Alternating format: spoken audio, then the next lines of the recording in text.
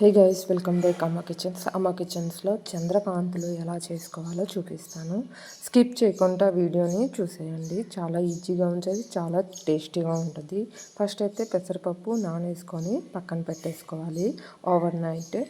లేదు అంటే ఒక 3 to 4 అవర్స్ అయినా నానేసుకొని మనం వాష్ చేసుకొని ఇది మిక్సీ పట్టాలి. చాలా మెత్తగా మిక్సీ పట్టాలి. నేను ఇప్పుడు చూపించాను కదా, అలా ఆ మొద్దులోపు 2 స్పూన్ బియ్యం పిండి యాడ్ చేసుకొని మళ్ళొకసారి మిక్సీ పట్టేసుకోవాలి. చాలా మెత్తగా మిక్సీ పట్టేసుకున్న తర్వాత క్వాంటిటీ మీకు తెలియాలనేసి అయితే నేను 1 గ్లాసు మొద్ద అయితే తీసుకున్నాను. ఒక కడాయిలోపు వేసేసాను. అదే గ్లాస్తోనే 1 గ్లాస్ వాటర్ అయితే యాడ్ చేసుకోవాలి. యాడ్ చేసుకున్న తర్వాత ఆ సేమ్ గ్లాస్తోనే హాఫ్ గ్లాసు షుగర్ యాడ్ చేసుకోవాలి. కొబ్బరికూర 3 to 4 స్పూన్ కొబ్బరికూర యాడ్ చేసుకొని బాగా మిక్స్ చేసేసుకోవాలి. ఇది బాగా మిక్స్ చేసుకున్న తర్వాత చీని కొంచెం సేపు కరిగిన తర్వాత మనం కొంచెం సాల్ట్ యాడ్ చేసుకోవాలి. టేస్ట్ బాగుంటుంది కాబట్టి కొంచెం సాల్ట్ యాడ్ చేసుకున్న తర్వాత స్టవ్ ఆన్ చేసి ఇది ముద్దలాగా మనం ప్రిపేర్ చేసుకోవాలి. ఎలా మనము మోదకాలు ఎలా ప్రిపేర్ చేసుకుంటాం ముద్ద అనేది, అలా ముద్దలాగైతే ప్రిపేర్ చేసుకోవాలి. ఇలా ముద్ద బాగా ఉండ రాకుండా చూసుకొని బాగా మెత్తగా ముద్ద అయితే ప్రిపేర్ చేసుకోవాలి. చాలా స్పీడ్గా అయిపోద్ది ప్రాసెస్. సో మనం సిమ్లోపే మనం ముద్ద అనేది ప్రిపేర్ చేసుకోవాలి. వాటర్ కొంచెం అంటించి చూస్తే మనకి రెడీ అయిపోయిందో లేదో తెలిసిపోద్ది. అప్పుడు ఒక ప్లేట్ తీసుకొని వాటర్ కొంచెం రాసేసుకొని ఆ ప్లేట్లోకి మనం ముద్ద అనేది ప్రిపేర్ చేసుకొని ఆ ముద్ద మొత్తం స్ప్రెడ్ చేసేయాలి. ఇది చల్లగైన వరకు అయితే వెయిట్ చేయాలి. చల్లగైన తర్వాత మనం ఇది చిన్న చిన్న షేప్లో కట్ చేసేసుకోవాలి. మీకు ఏ షేప్లో ఇష్టం ఉంటే ఆ షేప్లో కట్ చేసేసుకోవచ్చు.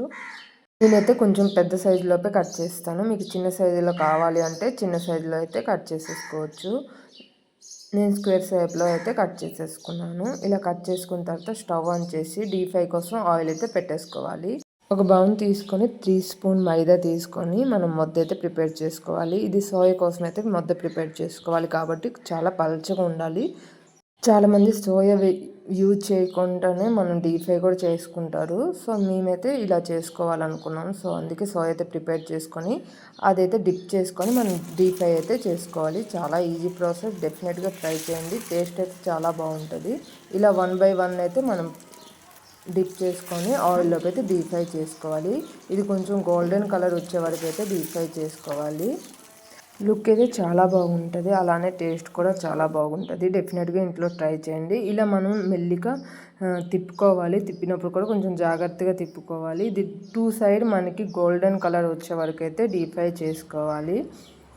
ఇప్పుడైతే మనకి ఇది గోల్డెన్ కలర్ వచ్చింది కాబట్టి మనం ఇది ఇప్పుడు తీసేసుకోవాలి. కొంచెం జాగ్రత్తగా మెల్లిగా తీసేసుకొని ఒక ప్లేట్లో తీసుకొని తినేస్తే చాలా టేస్టీగా ఉంటుంది. ఇది చికెన్తో కూడా చాలా టేస్ట్గా ఉంటుందంట. డెఫినెట్గా ట్రై చేయండి. ఒకవేళ మీకు వీలుంటే డెఫినెట్గా ట్రై చేయండి. మీకు ఎలా అనిపించిందో కింద కామెంట్ బాక్స్లో కామెంట్ చేయండి.